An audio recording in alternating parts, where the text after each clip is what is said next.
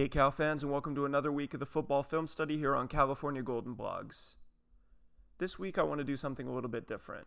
Instead of talking about a particular kind of play or just one schematic issue, I'm going to do a study of one of Oregon's formations, showing how they sequenced their play calling out of this formation and why that play calling made it so hard to defend.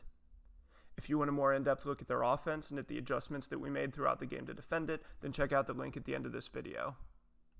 The formation that we're looking at today is called trips closed. This is a one-back set where the term trips tells us that there are three receivers split out wide to one side of the formation. This is then augmented with the tag closed, which tells us that there's an inline tight end to the side away from the trips receivers. This trips closed formation would contrast with the trips open formation, which would put a single wide receiver instead of a tight end to the side away from trips. I'm focusing on one formation in this video because football is all about tendencies. Every time that you as a defender see a formation, you're trying to store away what the offense ran out of it so that you're ready for it the next time that you see it. A good offense then will switch up the things that they run out of any given formation in order to try and take advantage of defensive film study and pattern recognition, and we can see this really well with Oregon's trips closed formation. The Ducks use it for the first time here early in the first quarter. What we're seeing on this play is a pretty interesting RPO. At the snap, the running back's releasing to the trip side to run a bubble screen. As we can see here, Cal's lined up with two defenders over those two inside receivers, and so the Ducks have the numbers that they need to get this screen blocked. As we roll the play forward, we see that the defender over the number 2 receiver reads screen and fights outside to set the edge. The number 3 defender is then lined up well inside of his receiver, who has a good angle to block him and seal him off to the inside, creating a nice lane for the bubble screen in between those two defenders.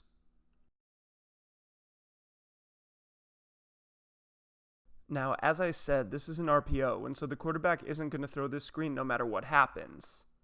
Instead, he's reading this inside linebacker. If that guy flies out with a running back, then the Ducks won't have a blocker for him and he'll be able to make the tackle. And so to combat this, Oregon's running a quarterback counter play to the right here, with a left tackle and left guard pulling across the formation. If the inside linebacker would have flown outside on this play, then the quarterback would have kept the ball on the counter play. Instead, that linebacker aggressively attacks the line of scrimmage, and this tells the quarterback that he can throw the screen.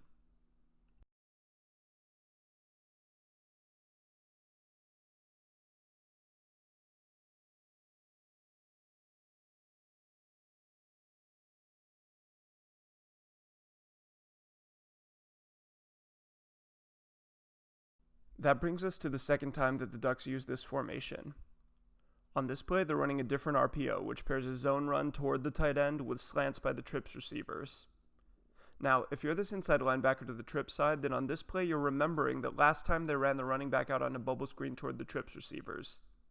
As we run this play forward, we see that this linebacker is a little bit slower to attack the line of scrimmage here, and he doesn't pursue aggressively in the direction of the run.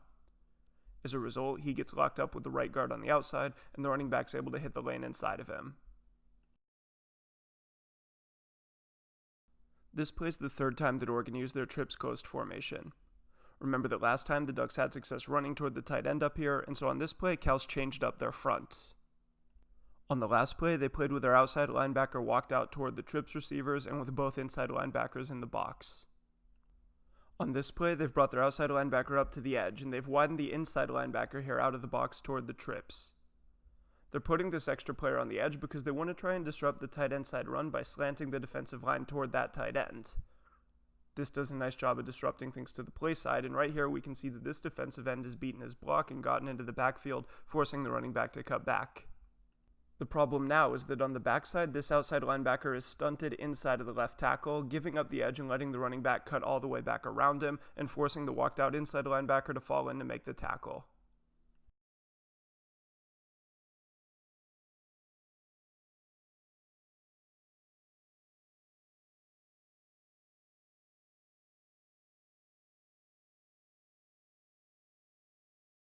The interesting thing about those plays is that they all came back to back to back. They were actually the first 3 plays of the game, and this is interesting because, as you've probably heard, lots of teams script their first 15 plays or so.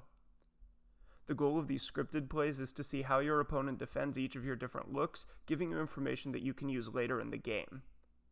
After running these 3 very successful plays, Oregon went away from this trips closed formation for almost the entire game, only returning to it on 3rd and 4 late in the fourth quarter. Here again, we see the formation that we've been studying, with 3 receivers to the right and a tight end to the left. The last time that we saw this play, in Oregon's scripted plays at the beginning of the game, Cal lined up in exactly the same way that we see right here, putting an outside linebacker on the edge to the trip side and walking an inside linebacker out toward the trip's receivers.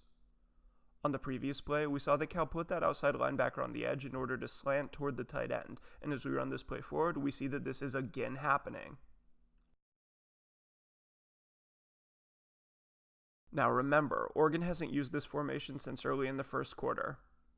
At that point, they were probably using scripted plays and collecting information that they could come back to later in the game. So, what were they doing with the information that Cal might slant toward the tight end side against this formation? Well, what they're doing is they're letting all of those defenders slant toward the tight end, and then they're throwing a jailbreak screen back to the opposite edge.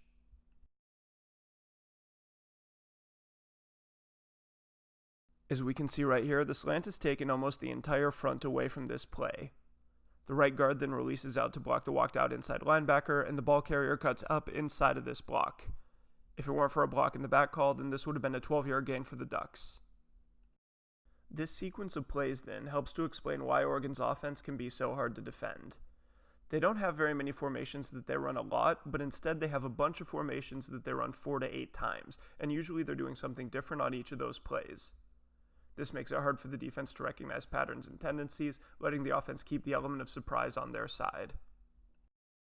Alright, that's it for this video. For a more in-depth look at the battle between Cal's offense and Oregon's defense, including the adjustments that Cal made after struggling in the first quarter, check out patreon.com/Burke18. Otherwise, go Bears, and I'll see you here next week.